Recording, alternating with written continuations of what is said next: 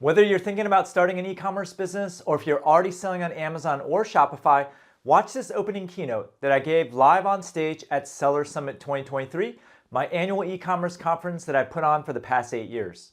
Now, if you ever want to hang out in person, grab your ticket below. Now, in this talk, I reveal the secret to how I've grown and scaled my e-commerce business for the past decade while working around 20 hours per week. Enjoy. In the next couple of days, what you'll notice is that we're going to be eating together, we're going to be partying together, and every session will have actionable strategies, and everyone here is a brand. And I guarantee you that you guys will leave with friends. And what's amazing is you never know who you're going to meet and what effect they're going to have on your life. So I want to tell you guys a little story. This is my buddy Lars. Are you here, Lars? Okay. Let me tell you a couple things about Lars. Lars is someone who I met at an event many, many years ago, and he actually hates attention. He hates being in the spotlight, so I hope we're friends after all this. But I want to tell you guys a story of how Lars made me over $1 million against my will, kicking and screaming. And I actually went back and I dug through all the old emails from way back in 2014, when he first started selling on Amazon. And if you don't know Lars, he's a very giving guy, and he wants everyone to be successful. And he was trying to get me to sell on Amazon. And he had nothing to gain from it at all. And so what ended up happening is he was very subtle about it. Like, he didn't want to just push me into it. So stage one was just a little bit of gentle prodding. And what he would do is he would send me these emails and say, hey, look what this guy's doing on Amazon. He's making a lot of money. And at the time, my store, Bumblebee Linens, was doing very well without Amazon. And we were already making enough money, so I was like, thanks for thinking about me.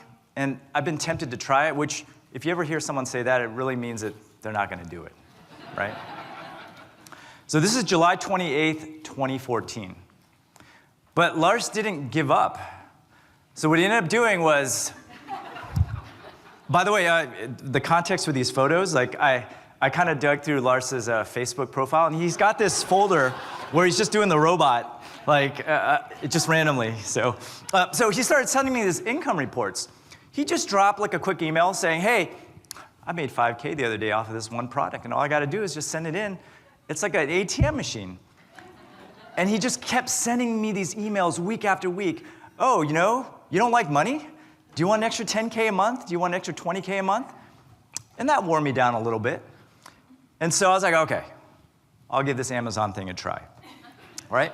But the problem is that at the time, I think Amazon wasn't as mature as it was today. And so I listed something, but the listing didn't go live, and I was having all sorts of problems with the Amazon listing, and so I gave up. And then I told Lars this, and he was like, he just kept reminding me, hey, any luck with the listings? Tell you what, I will list one of your items under the made-up brand B Linens, and then you can take over that listing. And then once you have it up, you can take it over from there. He offered to do that for me. And again, the guy has nothing to gain at all from doing this. Okay? But I still didn't really follow through. I didn't take him up on his offer because I didn't want to impose. And I just let it sit. And so finally, Lars got fed up because he was trying to make me money. And then I remember what tipped me over the edge was he went up to me and he said, hey, you went to Stanford, and you can't freaking figure out how to put up an Amazon listing. So he tried all these tactics. Finally, shaming me is what pushed me over the edge. And so we made $3K in our first month, 3 products on November 2014, and the rest is history. So thank you, Lars. I appreciate you. All right, I want to tell you guys another story. I was invited to this mastermind run by Andrew Udarian. Andrew, are you here? Okay, he's back there. He's in the back. So we were in this mastermind, and the way it works is just like the mastermind that we run here. We do hot seat style, right? And so I wanted an opinion on my website, but here's the thing. I thought my website was really good at the time. This is what it looked like. I don't remember what year this was. So I got in, and I was in the hot seat, and I was like, hey, can you guys critique my site? Thinking that it'd be just great feedback all the way around, and I was just ready to hear it. But what ended up happening was they really tore it apart. And here were just some of the comments. So Dana, who's actually closing out the event here, was at this mastermind. If you don't know Dana, before she retired, she used to buy companies and then build them up and sell them at like a 2 or 3x profit. And she told me flat out, hey, these are the types of businesses I buy for pennies on the dollar and fix it up for profit. Kevin Stecco, who's not here, unfortunately, he says, hey, you sell a class? If I saw that site, I wouldn't buy it. And that hurt. And so I remember at the end of that mastermind meeting, I immediately got in touch with my designer, and I started redesigning my website right then and there. And so I ended up finishing the project in around 6 or 7 weeks, and my desktop conversion rates increased by 46%, my mobile conversion increased by 21%, and my tablet increased by 25%. And that ended up making me a ton of money. Okay? You never know who you're going to meet, and you always want people who just tell it to you like how it is. Now, this final story is with my buddy Andrew Udarian. This is a picture of us on our little Montana trip. We went to Yellowstone Park. And just to set some context for this next story, Andrew runs ECF, which is Ecommerce Fuel, which is an incredible community of 7- and 8-figure entrepreneurs. And every year, he puts on a great event called ECF Live. Now, the thing is, every year on stage, he roasts me. Okay? So this past ECF, he actually had AI imitate my voice, and he made me say on stage a lot of foul things that I would never say on stage. And it's been back and forth like this. Every year I do something. But I think it's time to put that to an end. I want to be the better person here, so to break the cycle. So I want to tell you a story about Andrew. And just to give you some context also, you have to qualify for this community. You have to make 7 or 8 figures in order to do so. So Andrew comes up to me, and he goes, hey, Steve, you know what? I think it's about time that I qualify for my own community, because Andrew doesn't sell anything anymore. So he said, hey, Steve, this is like in 2016, 2017, I don't remember the date. He said, hey, Steve, I'm telling you, hey, I'm going to sell these seat back organizers for the car. They're going to be the next big thing. Do you want in? Because everyone needs a good place to put their paper maps in their car. Right? And I'm thinking to myself, paper maps? Like, who uses paper maps anymore? And so I hesitated to join him on this venture, but he launched it anyways. You can see right there, he's got the Montana maps right there. And he launched this product, and I really regretted it not joining him because I could have made tens of dollars. It just goes to show that not everyone you meet will make you a lot of money, but I appreciate you a lot, Andrew. Andrew's one of my closest friends, and he runs a fantastic community. So here's how I look at work and just networking in general. I think of all the work that you do as adding lottery tickets to your stash. And every person that you meet is like another lottery ticket. And if you amass enough lottery tickets, something good is bound to happen, right? And so that's why it's so important to meet everyone. You never know when someone in passing will make such a tremendous impact on your life. And that's what Seller Summit is all about. Now, you'll notice as you talk to people, there's some high-powered sellers here. There's sellers that are making 20 million plus. There's a bunch of them. There's people that are worth like hundreds of millions of dollars in this room. And I encourage you guys to just, I mean, they're all just people. Everyone has their own problems, and you shouldn't be intimidated to talk to anyone. Everyone here, I know a lot of these guys. They're really good guys, and you should have no problems approaching them at all. And you got to remember that we all started somewhere. So what I did is I kind of just dug through the archives of when we first started our business, and we started out of our house. This is a picture of my wife. This is when my daughter was born, and we just had all our linens on a shelf. And we were just printing labels, and those were like the good old days, I want to say. You know, we'd get back, we'd pack a couple orders, and it'd be a lot of fun. And then it grew, of course, and our business became successful. We started getting containers in, we got a warehouse, and all that stuff.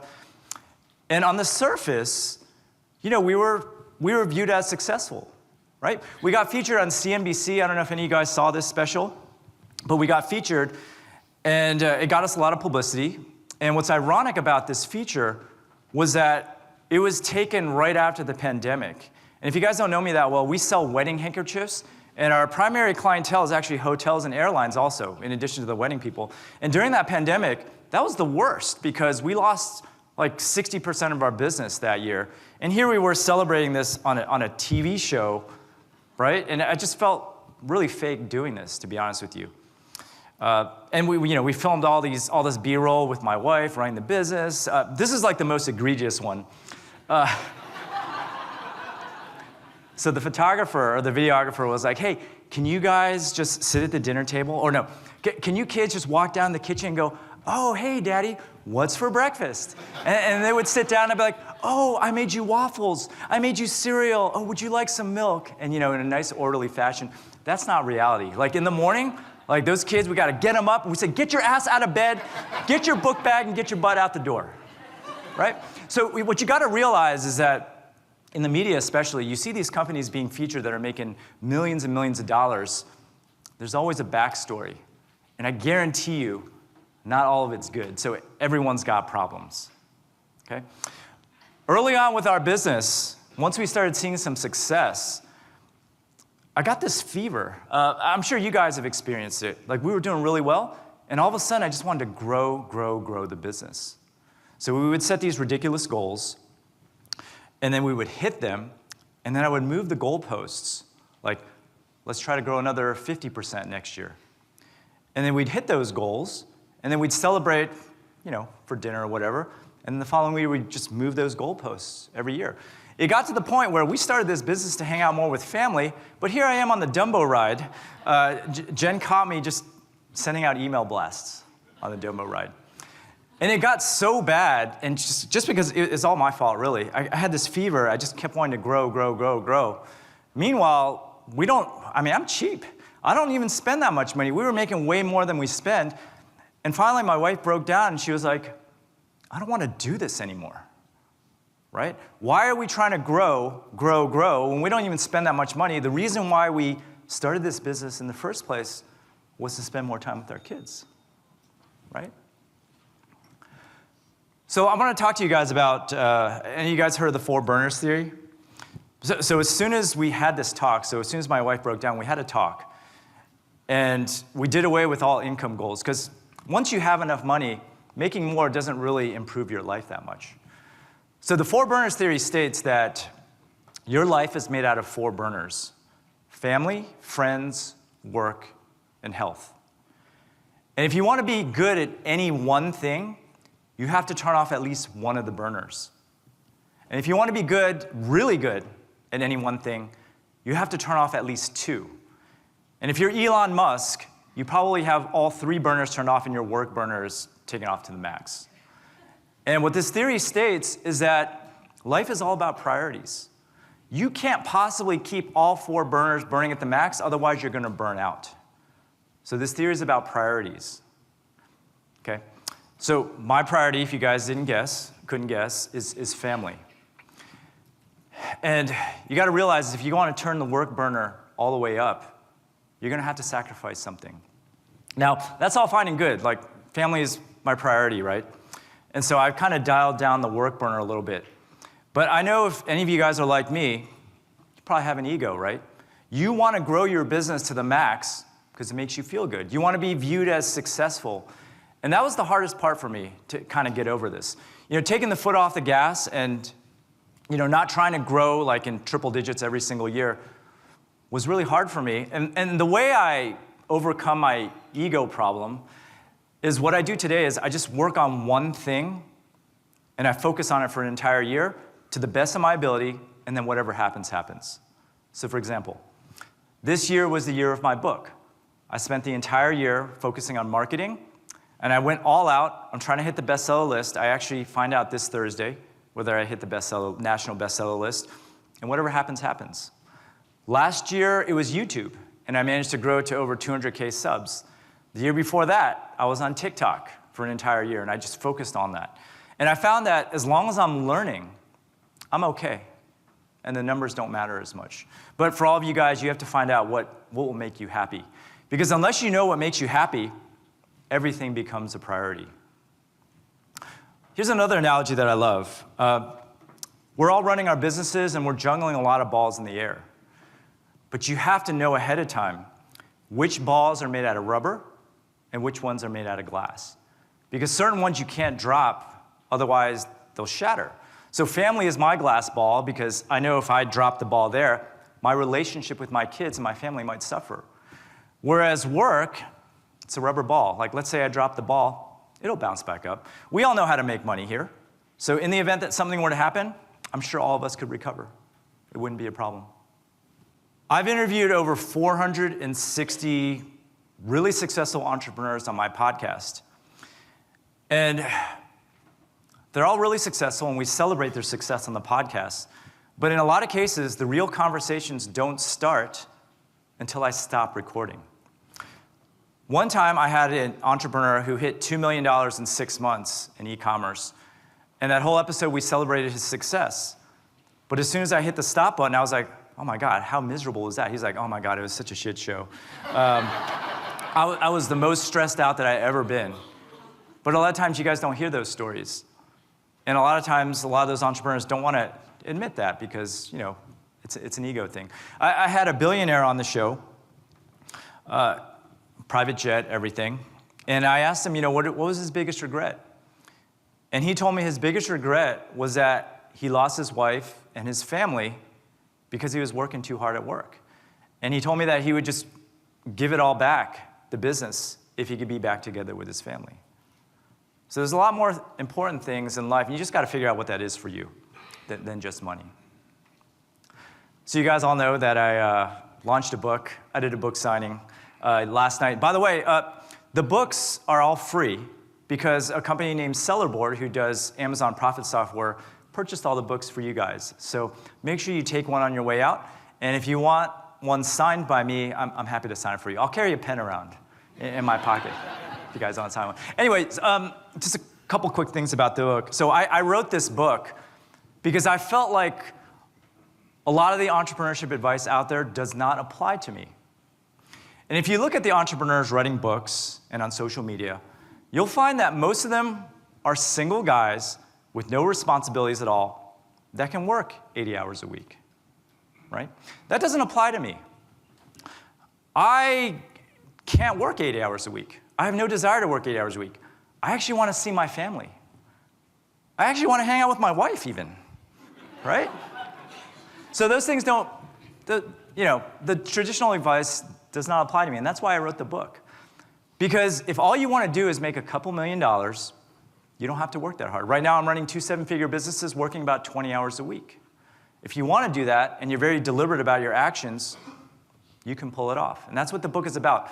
Even if you don't have a family out there, it's really about working less and making more and being more efficient with your time. So the other reason why I wrote the book is because I've been blogging, YouTubing, and podcasting for over a decade now, and my mom has never read a single thing. Never read a single thing, but when I told her that I was writing a book, she flipped out. And all of a sudden, she's so excited, she bought like 10 copies right away, and that was worth it for me. That's like validation right there after years and years of childhood trauma of not getting... And then I just found out that my book was actually on a New York Times billboard, and I was so excited. It was a nice, pleasant surprise from my book launch coach. But even more important than that is that my kids are actually reading my book. Kids, where are you? You guys better not be goofing off. If I catch you guys on your phone, then I'm gonna be really... Do you need something? We were just reading a really good book. Okay, kids, you go ahead and read. I'm all good. I think he's gone now.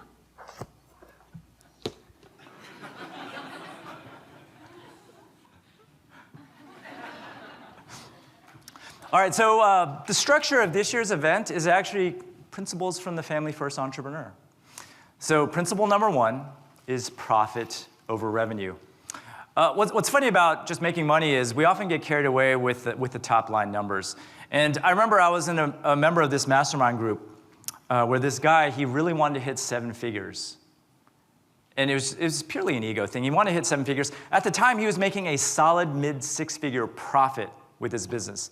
But he wanted to hit 7 figures, so what he did is he hired this huge team, spent all this money on advertising, and he hit his goal. But when we went back and looked at his numbers, he actually ended up making less profit than he did back in the old days when life was easy. Meanwhile, he was really stressed out with payroll and all these other employees to manage. And so we get caught in this trap. How many of you guys get these Bed Bath & Beyond? Well, not anymore because they went out of business. But how many of you guys run Black Friday sales? Okay. It's very common because we've been conditioned to offer deals on Black Friday. And I'm Asian, I do math, so let's just do a little bit of public math here. Okay? Let's say you sell a product for $100 and your margins are 50%. So every item that you sell, you make $50 on. Okay? Let's say in a typical day you sell 100 of these widgets, so you make a profit of $5,000.